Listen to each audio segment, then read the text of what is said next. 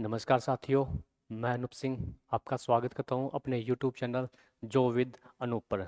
दोस्तों, आपको पता है राजस्थान पटवार भर्ती का नोटिफिकेशन जारी हो चुका है। जिन भी मेरे साथियों को, जिन भी मेरे भाई और बहनों को ये चीज़ नहीं पता, उनके साथ जो ये सेशन है ज़रूर शेयर कीजिएगा। और आइए हम इस पटवार जो भर्ती है इसके बारे में जो 100 डिटेल है पहले वो पता कर लेते हैं। तो दे, तो देखिए दोस्तों, अभी हाल में ही इसका जो नोटिफिकेशन है वो जारी हो चुका है। और आगे हम बात करते हैं दोस्तों इसकी जो मुख्य मुख्य बातें हैं।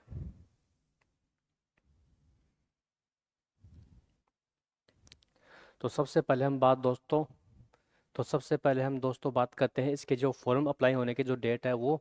तो देखिए 22 फरवरी 2025 से इसके फॉर्म शुरू हो चुके हैं। और अप्लाई करने की जो लास्ट डेट है वो 23 मार्च रहने वाली है साथियों। बात करते हैं एप्लीकेशन जो फीस है उसके लिए। तो जनरल ओबीसी के लिए 600 रुपये चार्ज है। और ओबीसी एनसीएल के लिए 400 रुपये, एससी एसटी के लिए 400 रुपये इसमें चार्ज रहने वाला है दोस्तों। आपको पता है पटवार भर्ती का जो फॉर्म है वही कैंडिडेट अप्लाई कर सकते हैं उसमें जिन्होंने सीटी ग्रेजुएशन कंप्लीट कर रखा है, यानी उन्होंने क्वालिफाई कर रखा है दोस्तों। ठीक है।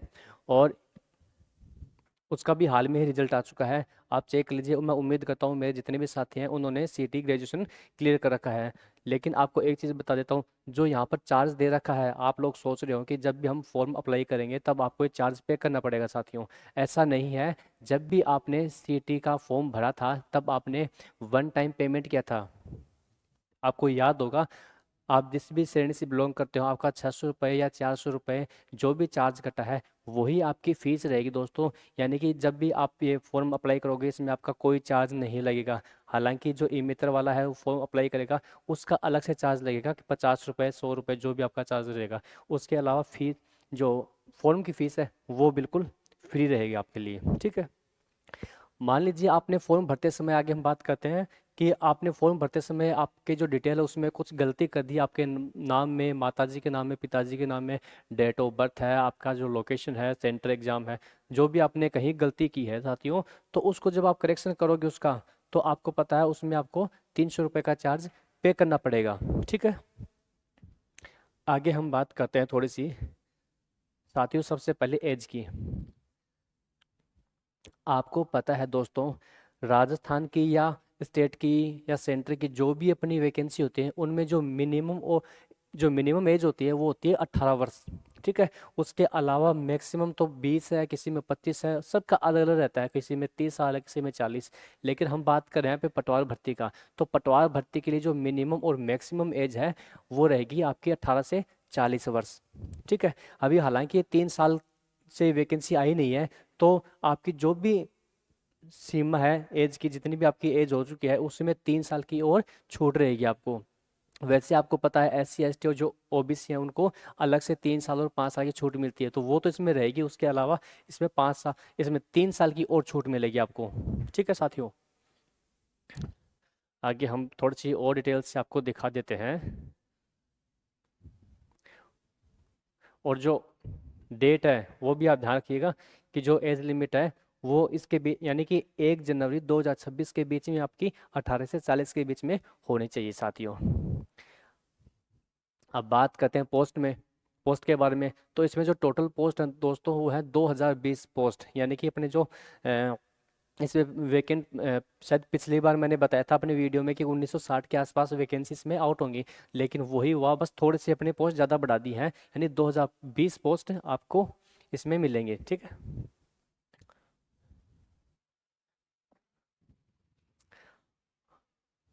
अब यहाँ पे आप देख सकते हो, आप नॉन टीएसपी या फिर टीएसपी जिस भी एरिया से बिलोंग करते हो, आपको उसमें इतनी पोस्ट मिलेंगी। 1733 तो है नॉन टीएसपी एरिया में, और जो टीएसपी एरिया है उसमें 287 पोस्ट इसमें रहेंगी। अब बात करते हैं हम इसमें जो कौन कौन इस फॉर्म को अप्लाई कर सकता है, जो इसकी एलिजिबिलिटी है। उसमें दोस्तों आपको बैचलर डिग्री चाहिए, यानी जिस भी कैंडिडेट ने बैचलर डिग्री कर रखी है कंप्लीट, वो इस फॉर्म को अप्लाई कर सकता है। हालांकि इसमें एक चीज़ और याद रखने योग्य है, जैसे सीटी 2 लेवल पे होती है, एक तो ग्रेजुएशन लेवल पे और एक 12th लेवल पे। अगर आपने 12th वाला क्लियर कर रखा है और ग्रेजुएशन वाला क्लियर नहीं है आपका, तो आप इस फॉर्म को अप्लाई नहीं कर पाओगे। इसको अप्लाई करने के लिए आपकी सबसे पहले बैचलर डिग्री कंप्लीट होनी चाहिए और सीईटी आपका क्लियर होना चाहिए। सीईटी में आपको मिनिमम 40% पासिंग मार्क्स चाहिए। इसके बाद में एक महत्वपूर्ण जानकारी और है, इसमें जो कंप्यूटर का एक डिप्लोमा होता है, अगर आपने कंप्यूटर में डिप्लोमा कर रखा है, जैसे ओ लेवल का कर रखा है, और या फिर कंप्यूटर साइंस से कर रखी है, या फिर आपने कोई डिग्री कर रखी है, डिप्लोमा कर रखा है, तो आप इस फॉर्म को अप्लाई कर पाओगे। अगर आपके पास कोई भी इनमें डिग्री या डिप्लोमा नहीं है, तो आपको एक मिनिमम डिग्री होती है जिसका नाम है RSCIT। ठीक है, RSCIT का जो फॉर्म होता है वो आप अपने नज़दीकी ई मित्र या फिर सेंटर, बहुत सी जगह मिल जाएगा, वहाँ पे जाके आप अपना रजिस्ट्रेशन कराओ। 3,000 या 2,500 रुपये इसमें चार्ज लगेगा। और उसमें जब फॉर्म अप्लाई करोगे तो RSCIT में जो रजिस्ट्रेशन नंबर आते हैं, जब भी आप इसको अप्लाई करते हो तो एक रजिस्ट्रेशन नंबर होगा, वही इस फॉर्म में आपको फिल करना पड़ेगा। कंप्लीट आपको डिग्री या डिप्लोमा या इसका जो रिजल्ट है वो आपको अपलोड नहीं करना। इसमें जो फॉर्म के रजिस्ट्रेशन नंबर है तो वही आपको अपलोड करने हैं।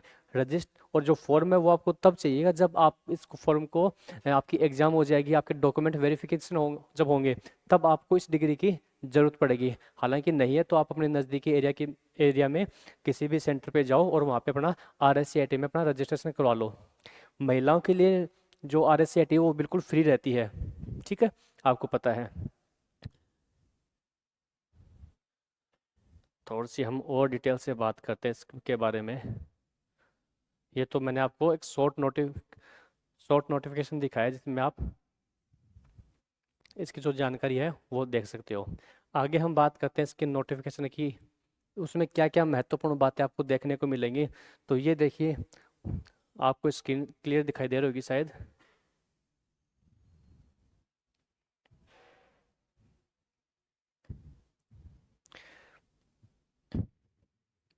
ये देखिए दोस्तों, ये आपका जो नोटिफिकेशन है वो है आपका।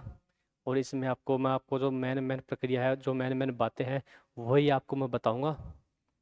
और आपको ज़्यादा डिटेल चाहिए तो आप इसका जो सर्टिफिकेट है या फिर जो नोटिफिकेशन, इसको डाउनलोड करके आप देख सकते हो। इसमें मैंने आपको बता दिया था ग्रेजुएशन लेवल का जो सीटी है वो आपको क्लियर चाहिए। ठीक है, ग्रेजुएशन लेवल, और SSO ID के थ्रू आप इसको अप्लाई कर पाओगे। और डॉक्यूमेंट्स आपको वो पता ही है, मूल निवास है, 10वीं की मार्कशीट वगैरह, वो सब चाहिए आपको।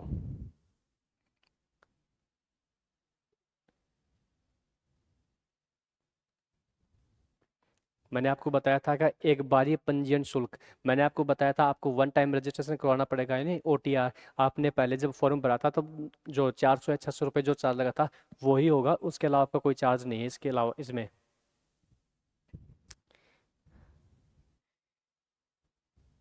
ये देखिए दोस्तों, ये आपके जिले वाइज जितने भी पोस्ट खाली है वो दिखा रखे हैं, SC ST की, OBC जनरल, जो भी है ये पूरे दिखा रखा है। आपका अलवर है, बालोतरा है, बारा, बाड़मेर, ब्यावर, भरतपुर, ये आप बिल्कुल डिटेल से देख सकते हो किस ज़िले में कितनी पोस्ट खाली हैं और किस वर्ग में कहाँ कहाँ पर खाली है, ये सब आपको आराम से देख सकते हो। मैं यहाँ पर बताऊँगा नहीं क्योंकि ये फिर जो वीडियो है बहुत लंबा बन जाएगा दोस्तों।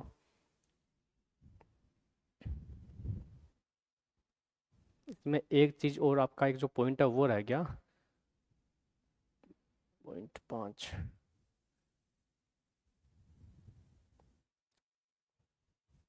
ये 20 पेज का नोटिफिकेशन है, बहुत लेंथी हो गया।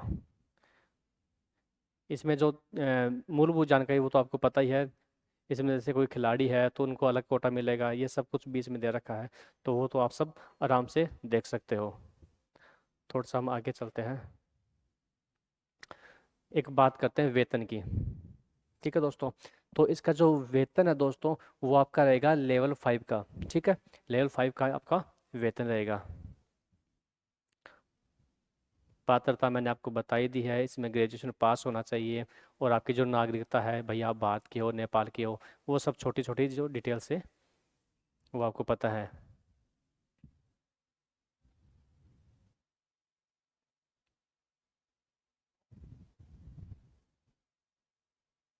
ये दोस्तों थोड़ा सा बहुत ज़्यादा लंबा हो रखा है,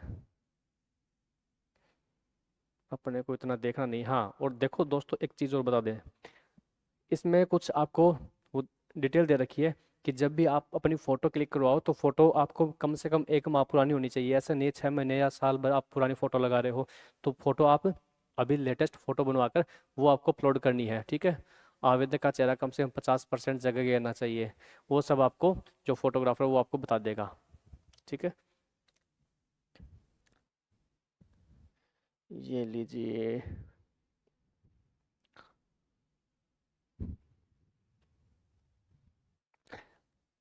अब बात करते हैं इसमें जो सिलेबस है उसके बारे में दोस्तों। सबसे जो महत्वपूर्ण टॉपिक है, जो पॉइंट है, मुद्दा है, वो है आपका सिलेबस। आपको अच्छे से दिख रहा होगा दोस्तों।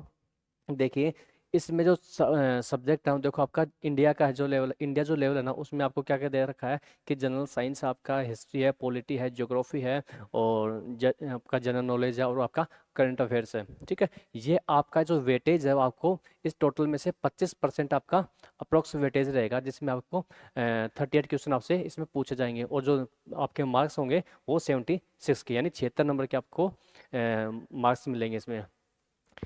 दूसरे नंबर पे आता है अपना राजस्थान का, ठीक है। राजस्थान में क्या आता है, ज्योग्राफी है, हिस्ट्री है, कल्चर है, पॉलिटी है। ये राजस्थान का इसमें 20% वेटेज रहेगा, जिसमें 30 क्वेश्चन आपसे पूछे जाएंगे 60 नंबर के। तीसरे नंबर पर आता है आपका general English and Hindi. 15% weightage रहने वाला है, 22 क्वेश्चन पूछे जाएंगे 44 नंबर के, ठीक है। उसमें है आपका रीजनिंग और मैथ्स।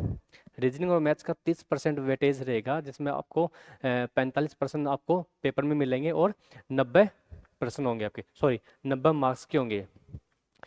आपको पता है जो भी आजकल वैकेंसी आ रही है उसमें आपको कंप्यूटर नॉर्मल कर दिया गया है, तो कंप्यूटर का इसमें 10% वेटेज रखा गया है, जिसमें आपको 15% मिलेंगे, और 30 नंबर के मिलेंगे, यानी टोटल आपको आपका जो 100% है उसमें 150% मिलेंगे आपको, ठीक है। 150 तो आपको क्वेश्चन होंगे, और 300 नंबर का टोटल आपका पेपर होगा। अगर बात करते हैं इसमें नेगेटिव मार्किंग की दोस्तों, सीईटी में नेगेटिव मार्किंग नहीं था, लेकिन जो आपका पटवार भर्ती का जो एग्जाम है इसमें आपका सीईटी, सॉरी, जो नेगेटिव मार्किंग है वो अब लागू रहेगा, और 1/3, 1/3 इसमें नेगेटिव मार्किंग रहेगी, यानी कि 3 प्रश्न गलत करने पे आपको 1 नंबर आपका काट लिया जाएगा, ठीक है। और जो आपका पेपर है दोस्तों, वो आपका ऑब्जेक्टिव रहेगा। ऑफलाइन पेपर रहने वाला है, ऑनलाइन एग्जाम में आपकी नहीं होगी, ऑफलाइन आपकी एग्जाम होगी। इस चीज़ का भी तो आप ध्यान रखना। और अगर आपको देखो सिलेबस डिटेल से चाहिए, तो आपका जो जनरल साइंस है जो इंडिया का है, हम बात करें यहाँ पर इंडिया की, जो इंडिया की जनरल साइंस है, हिस्ट्री है, पॉलिटी, ज्योग्राफी है, ये सब आपको, और करंट अफेयर्स वगैरह वो सब मिलेंगे इसमें, आप देख सकते हो आराम से, ठीक है। आपको शायद स्क्रीन पर आराम से दिखाई दे रहा होगा, कोई दिक्कत नहीं हो रही शायद, या तो आप जो नोटिफिकेशन है वहाँ से डाउनलोड करके देख सकते हो। ये इंडिया का जी क्या गया, ये अपना राजस्थान का आ गया है, जिसमें इसमें कंप्लीट राजस्थान का ज्योग्राफी, हिस्ट्री, कल्चर है। ये आपके हिंदी और इंग्लिश के टॉपिक दे रखे हैं, ठीक है। ये मैथ्स और रीजनिंग, और इसके बाद में आपका बेसिक जो कंप्यूटर है वो यहाँ पर दे रखा है दोस्तों।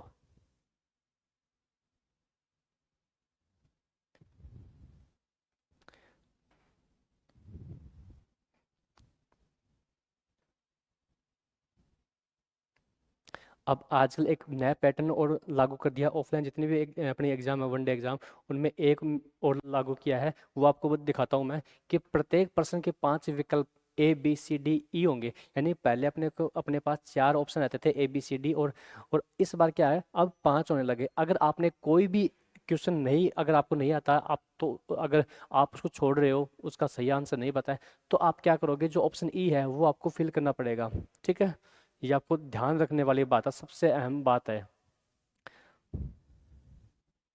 और प्रत्येक विकल्प में से आपको एक विकल्प अगर आ रहा है तो कोई भी आप अप्लाई कर सकते हो, भर देना। और मैंने बताया कि अगर कोई भी आपको ऑप्शन नहीं आता है तो आपको पांचवा जो विकल्प है ई, वो भरना पड़ेगा। 1/3 आपके प्रश्न काटे जाएंगे जो नेगेटिव मार्किंग है।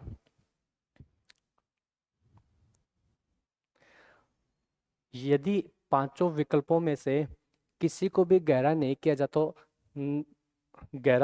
जाता है तो ऐसे 10% प्रश्नों तक प्रत्येक प्रश्न के 1/3 अंक काट लिए जाएंगे, ठीक है। ये भी आपके लिए बहुत इंपॉर्टेंट बात है।